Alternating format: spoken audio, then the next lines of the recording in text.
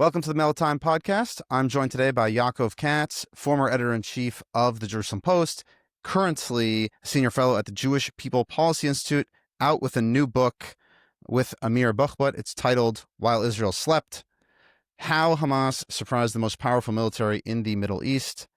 Thank you so much for joining. It's great to be with you, Daniel. So I want to go a little bit inside baseball. Those who've been tuning into my show know that I've basically been raging about October 7th and the lack of accountability. We can get to the accountability after. Chaim Cohen, Avi Rosenfeld, in your best estimation, why did they not call people on October 7th? Like call the Megadim, call the people who were on the bases in any serious way when those first calls were coming in, or they were first analyzing information, say in the 2 o'clock to 3:30 to 5 o'clock range. What's your best understanding of that? Well, I think we have to differentiate between two different times. There was the time and the hours that led to the attack, that there was intelligence coming in, but the intelligence was unclear. It wasn't obvious to the people who were receiving this intelligence what exactly it meant and what it indicated, and was it symbolizing or indicating that Hamas was preparing for a large-scale invasion, or was it that they were planning a drill? And we have to assume and understand that evenings like this and nights like this, where there's intelligence coming in that throws you in different directions, is not something out of the ordinary. It happens quite often, especially in a country like Israel, which deals with multiple threats on different fronts. There's always going to be intelligence coming in. There's always going to be warnings and alerts going off. So it wasn't as if this night was different than other nights in that sense. On the other hand, there was the issue of the fact that after the attack actually commenced and began, like you said, where were the commanders? Where was the IDF? Why did it take so long for them to be called up? Why were they not scrambled to the border? And here I think was the success of Hamas's attack. It was that it was able, in a very unsophisticated way, but in a very sophisticated way, to be able to get the military so chaotic, so thrown off, so unable to respond and understand what was happening, right? They attacked the frontline positions, they cut the communications, they cut the eyes, the cameras. Nobody knew what was happening. And then they went ahead and they attacked the frontline bases themselves. So even the commanders who were in those bases, they weren't able to think about the border. They had to fight for their own survival inside their own bases. All of this created a level of chaos that no one understood what was happening. And probably, I would say, one of the most tragic stories that you hear, and they're not isolated to one of the kibbutzim, they're all over, was that members of the kibbutzim finally in the later afternoon are evacuated because the IDF had finally arrived and finally gone in. And in some cases, they got to places where there were no longer bad guys. There were no longer Hamas terrorists because they had basically finished what they had come to do, which is rape, pillage, murder, kidnap. They bring out the kibbutznikim, the residents, and they see hundreds, if not thousands, of soldiers outside. And they're screaming at them, "Where were you? What were you doing? Why are you outside and not inside?" And this is the great tragedy and the sense of abandonment that the residents of the South felt that day. How did the IDF get to the point where, if you take someone like Asaf Hamami, Hashem Yikam Tamo, obviously he had his son with him. For those who are unaware, actually, he had his son with him, and his family was supposed to join him the next day. Asaf then fought bravely and died in a very brutal, tragic way, and kidnapped to Gaza. His body's still there right now. How did the IDF get to the point where someone would bring their child to a presumably kind of forward-facing army base on a weekend? And it's not exclusively Asaf. This happened everywhere. And half of the force could go home on a weekend as if there's vacation. As I was reading your book, I also read Yossi Cohen's book, Sword of Freedom, and he just talks about the concept of that, like, vacation. What is vacation? The Mossad, you're not on vacation. So how did the IDF get to the point where you could determine that on a weekend half of the force goes home?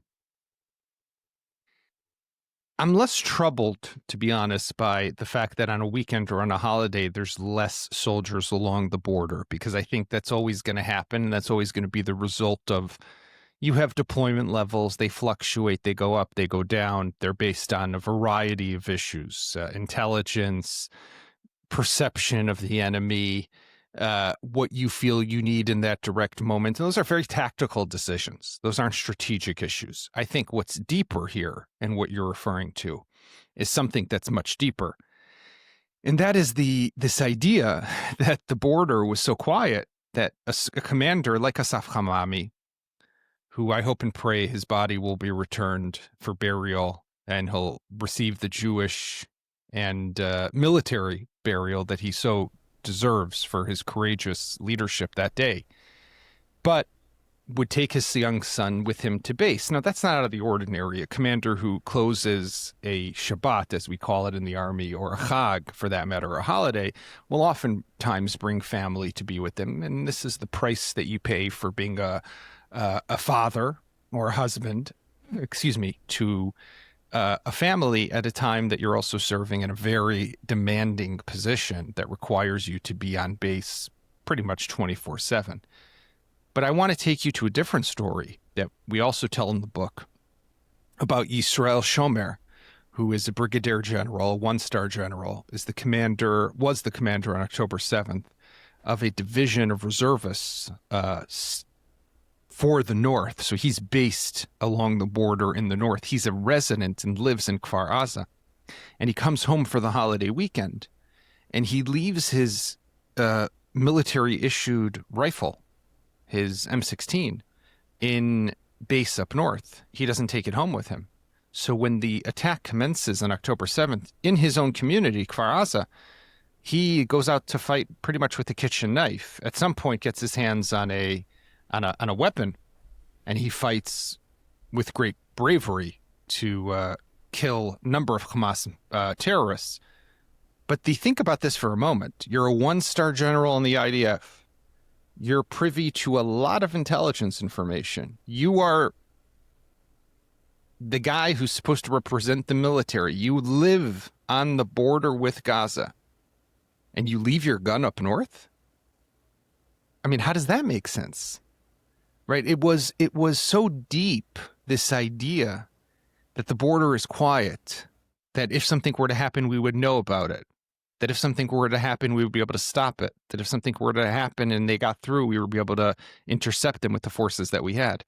No one in their wildest imagination ever thought that something like this could be possible. And to borrow a line that is oftentimes attributed to Donald Rumsfeld, the late Secretary of Defense of the United States, it wasn't for a lack of information, it was a lack of imagination. And I think that's what Israel suffered from here. It wasn't that we did not know that Hamas had bad intentions or Hamas wanted to do things like this. It's that we did not believe that what they did was possible.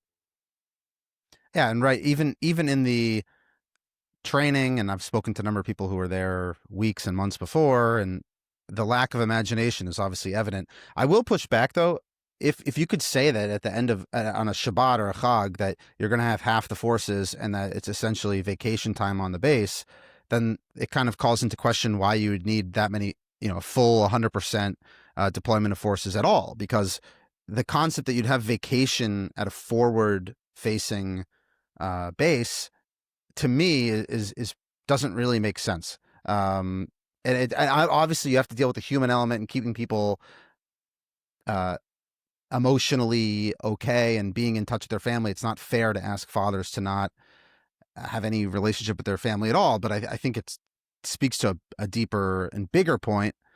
But this is, just to push back on your pushback for a moment. Sure, absolutely. Wait, but hold on. Let me finish this right here. You also have, for example, the 7 cameras that were supposed to be looking toward Gaza, and only 3 of them were working on that day. Or you have Yoav Gallant fundraising for nonprofits, and then in August 2023, when those cameras aren't working and there's clearly other issues. To me, it kind of all leads to this big confusion. I quite frankly don't understand how that was justified. The status quo was allowed to be so poor. Now I invite your pushback, of course. No, I mean, listen, you're not going to get me to defend the status quo. You're not going to get me to defend the conception. Right. And that's what the book is about. It was about these Correct. complete, utter, abysmal failures of the Israeli military, of the intelligence agencies, and of the entire political echelon, right? Everybody here is to blame. I just think that when we have to have realistic expectations from a military that is based on what we call in Hebrew tzava'am, a military of the people, right? And it's demanding, right? So, in an ideal world, you would say, listen, I have threats all over the place. I'm going to put as many soldiers as I can on every border 24/7. And all they got to do is just stand there and look across the border. And, Marines are good at that. You just hold the line, right? And you just don't do anything. You just peer over the border. And if you see anybody coming, you shoot them. Israel doesn't do things that way, and that has to do with the question of resources. It has to do with the question of investment. It has to do with the issue of soldiers. We don't have enough soldiers, right? That's no secret. We're short right now 15,000 soldiers, and this is one of the huge social issues that Israel's dealing with regards to the ultra-Orthodox and the fact that they continue to refuse to serve. So, in general, I just think that you're always going to be stuck and trying to balance different interests all at the same time. And part of that calculation, and this is where you have the military, and this is why you have commanders, is they say, okay, I have intelligence like this. I have an operational need like that. I have resources like this. How do I manage it all together? And it's a constant balance, and it's a constant gamble. It's risk calculation. That's what it is, like anything in life. In an ideal world, we'd have enough. We'd have enough troops. We'd have enough. And I totally agree with you. And here, what we suffered from on a very deep, deep, deep level was this belief in a fairy tale that Hamas could not do this. Hamas wouldn't do this. It didn't want to do this. But in fact, it was doing everything that we didn't understand it to be doing. And that's the real mega issue that we have to deal with. To the best of your understanding, why did the Jericho Wall plan not make its way all the way to the top of the proverbial food chain within the army? It's hard to know exactly, right? I mean, we do know that Yoav Gallant only saw it after the war had been going on for a few weeks. Why was it stuck? Why didn't it make its way up? I think that there were a lot of issues that we discovered, for example, Amir and I, in working on this book, of the flow of intelligence moving across agencies and moving across the chain of command, something that definitely needs to be fixed. If there ever were to be a commission of inquiry, and I hope there will be. But I also think that part of the idea, or part of the conceptia, was this policy of containment, essentially, was that even when there was intelligence that showed something to the contrary, we have to understand, you're seeing everything through a prism. And the prism is so powerful. So even when you have someone at a lower level intelligence operative or analyst who's telling you, look, I'm seeing something else, the higher command is so entrenched in this prism that it is hard for them to break out and see something else. And everything that they do see, they explain away through the prism itself. I think that's what Israel suffered from. So even when there was intelligence, we know, for example, the story of the Tatzpitaniot, right, the female spotters or surveillance soldiers who were stationed along the border and really suffered probably the most horrific price of this. So many of them murdered, and 6 of them taken hostage, 5 of them held for almost about 500 days. They had warned that things were out of the ordinary, but they were shut down by their commanders. Right now, why were they shut down? How come their commanders couldn't see what they were seeing? And it's not that they're bad people. And, there's all these stories of sexism, and maybe that's a piece of it. I don't know. I think it's more arrogance than sexism. I think they were arrogant towards other men also. I don't think it was necessarily. No, yeah. Right. But I think the arrogance is a result of, I know what you don't know. You are a tactical level. I'm a strategic level. I see things that you don't see. I know that Hamas is deterred. I know that Hamas wants money. I know that Hamas wants us to keep letting their workers into Israel. So I know that they don't want war. So even what you're seeing, it doesn't add up. 2 + 2 is not 4. So you're seeing something else, and it doesn't match what I know to be the truth, and you dismiss it. That's the biggest issue that we have to confront. Right. And I just going back to my original question, I, for the life of me, have never gotten a good answer as to why. I think of all of the heroes of Golani Shlosha Golani Chamishim Vechad, and so many other units, and these guys were in their bed. They weren't woken up until the rockets went off, and even those who were deployed, didn't even get a phone call, other than don't approach the wall. To me, it's just something that's, I will always think about that and ask, how is this possible? It doesn't really make sense. And you mentioned a commission of inquiry. Do you think it will ever happen? I hope it will, because I definitely believe that it's existential for the state of Israel. I think that for future generations, for my children, hopefully one day my grandchildren, for them to have the security that I had to some extent as a result of the Commission of Inquiry after the Yom Kippur War, is what's needed for the future of Israel. I'm skeptical that it will happen in the right way under this current government, because they do not want to have a real commission that can investigate them thoroughly in the same way, for example. Do you give credence to do you give credence to the argument from the right wing that it would be a biased inquiry and that it wouldn't actually find the answers? I mean, I hear that concern. I definitely do. But I think that you could ask, there's two things to say to that. One is, so the government will establish its own commission of inquiry and staff it with its own people, and that's not going to be biased, right? I mean, that's answer one. And answer two is, this is how we've done things for 77 years, right? When Golda Meir established a commission of inquiry, 25 days after the Yom Kippur War ended, did she know at that point that it was going to lead to her resignation 6, 7, 8 months later? By the way, in December of 73, people forget, she was reelected prime minister, right? After the disastrous Yom Kippur War. But then after, I think it was April or May, when the interim results came out, she took responsibility and stepped down. Did Ehud Olmert know where this was going to lead in 2006 when he established the Winograd Commission? I mean, look, at the end of the day, we need a commission of inquiry. There's a way that this is done within Israel. The prime minister right now is currently trying to avoid any commission of inquiry, and at the very least, he's willing to establish one that he himself staffs. In my eyes, that is completely unacceptable. And I'll just say something else.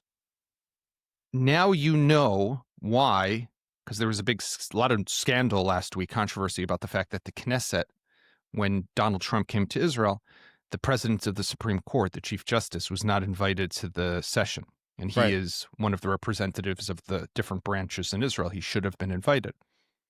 But we all know, Israelis know at least, that the current government has long delegitimized the Supreme Court, has refused to recognize the reign of Chief Justice Yitzhak Amit.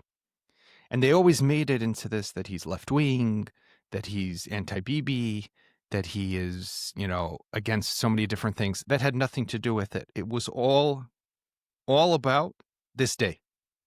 It was all to delegitimize him, so that today, when the issue of the state-appointed commission of inquiry is now on the table, we will be having this discussion. But you can't trust him. But they're biased. They were very successful, because what they were able to do was get half the country in Israel to actually believe that the Supreme Court is biased, is bad, is left-wing, is anti-Israel, or is anti-Zionist.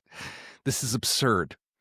But this is what happens when you play politics and you have politicians who are willing to break down institutions as opposed to protect them. How do you think that the politics is playing within the IDF itself? Oren Solomon has come out pretty publicly saying that he was essentially targeted by Herzi Halevi and others. Do you think that the politics that we see playing between, say, the Supreme Court and Bibi are festering under the surface, or actually out in the open within the IDF itself as well? I've long believed that the appointment process within the IDF is flawed. I've long thought that the way that generals, for example, are selected. I think we have to make a distinction between different levels, right? Up until battalion commander, it's very tactical. I would say even brigade commander, it's still at a tactical level. But once you start to get into 1-star generals and definitely 2-star generals, so what would be known in Hebrew as a tat-aluf or an aluf, it's often just, the chief of staff making a recommendation saying, I've chosen Daniel to be the head of the Air Force, and the defense minister is supposed to be a rubber stamp. Oftentimes, the defense minister is himself a product of the defense establishment also. So, it's like this old boys club. I've long believed that we need more transparency of how these decisions are made and more oversight, for example, by the legislator, by the Knesset. I've long believed the same about the appointment of Supreme Court justices. I don't like the way that they're appointed also in a closed room. It used to be a committee of 9. Now that's changed. But I would want to see, I think there's a big difference. Let me say this, between the way it's done in the United States, where you have public hearings before the Senate for Supreme Court justices and for generals, to the way it's done in the IDF. So here it's very transparent, very public, very much oversight. And here it's the farther extreme. There's somewhere in the middle that we can get to that can create more transparency and oversight. And I think will also help build trust within the systems and the appointments, both in the Supreme Court and within the IDF for that matter. Absolutely. And I'll say that just talking to so many of the families who lost loved ones on that day or subsequently in the war, it's very hard for them to see some of the people who they think are responsible advancing, and there really aren't any answers. So if you did something, right, like if you were to take, not to pick on Avi Rosenfeld or Shlomi Binder or any of these people particularly, but if you have open discussions about their advancement, or obviously Rosenfeld resigned and left, but I think it would actually be helpful to restoring faith in the IDF and in the system, as opposed to just saying, oh, it's a political issue. We have to trust the IDF at all costs, and you don't know what you're talking about. You're just a scorned person who lost their child. It comes off very divisively. But Daniel, let me interject here for a moment, because I think this is an important issue. 100% what we're talking about. Probably one of the most important issues for Israel, and it's much bigger than just October 7th. I think this is the bigger issue and the biggest issue, because Israel suffers from a true problem of not having a culture of accountability. We need more accountability in the military. We need more accountability in the intelligence agencies, but we also need accountability in the political echelon. Look at the military today. Most of the commanders involved in October 7th have stepped down. Fritzi Alevi, the chief of staff, Aaron Khalifa, the head of intelligence, Avi Rosenfeld, the head of the Gaza division, Yaron Finkelman, the head of the Southern Command, Ronen Bar from obviously the Shin Bet. They're all gone. But where do we not have a single person who has stepped down? Is within this government and within this Knesset. And that is something that deeply disturbs me. So when we call for more accountability, definitely lower in the tactical level and in the defense establishment, what about the political echelon? They look up and they don't see accountability at the higher level, but we want them to make themselves accountable. This is a real problem. I agree. I can't say that I necessarily have an answer for that issue. I just telling you, as someone who's been extremely involved in helping soldiers now for over 2 years, I'm completely befuddled how the Ministry of Defense has not really truly been held accountable. I mean, Eyal Zamir is now the head of the IDF. I can't speak to his qualifications as the head of the IDF. He seems to be doing a nice job. I'm just saying that if you were to look objectively at the status of things that would be under the Ministry of Defense, it was abysmal on October 7th and thereafter. And you also, you look at, when you say accountability, resigning is like, is that really actually accountability? You're still leaving with your pension. You're still leaving sometimes even with handover ceremonies and things like that. It's not accountability in the sense that I would imagine accountability being. I don't know exactly how to get there. And like you said, it's hard when in the political echelon it doesn't seem to be there. Before I let you go, because I know we're up against the time, I just wanted to ask you, as being the former editor-in-chief of the Jerusalem Post and coming out with this book, how do you navigate the military censor and actually getting things to the surface in a way that is not interfered by the censor and is as biting as it could or should be while being in line with the law of the land? First of all, everything that we do right goes to the military censor and has to be approved by them, and that's the rule. But I do believe that it is my job as a storyteller and as a journalist, and this is now my fourth book, and I've spent now 25 years in this business, so writing stories and telling them has long been what I've been doing. But I believe that it is about my job is to share these stories with the public so that they have the information and they know as much as they can about a specific issue. That is the job of any journalist. That's the job of any storyteller. That's what we're supposed to do. That is the job of a book. It's meant to educate and inform so you can make better decisions as the public. And of course, it goes to the censor, and we negotiate with them, and we try to get as much as we can kept in, and they are able to take stuff out. And that's just the way it is. And, I'm proud to be a journalist in Israel. I'm proud to be able to be an author of books in Israel. But you do what you can to do the best you can. Absolutely. I want to just give a full-hearted endorsement of the book. I've read it. It's awesome. There's a lot of questions. We could sit here and talk for 3 hours. As the American here, I'm going to say that I hate the military censor. I think that it does a lot of damage. I think Israel will be better off kind of reimagining how that relationship goes, because you have important stuff. You're working hard to get this stuff out. And I hope that there's more information. I think that the sunlight is the best disinfectant when it comes to some of these problematic issues. Lost Yaakov there, but I will just conclude by saying, while Israel slept, I suggest picking it up. It's a good conversation starter and a path to understand what happened on October 7th, what happened before, and hopefully can lead to bigger and more consequential discussions about how the IDF and Israel can be better prepared for decades, generations to come.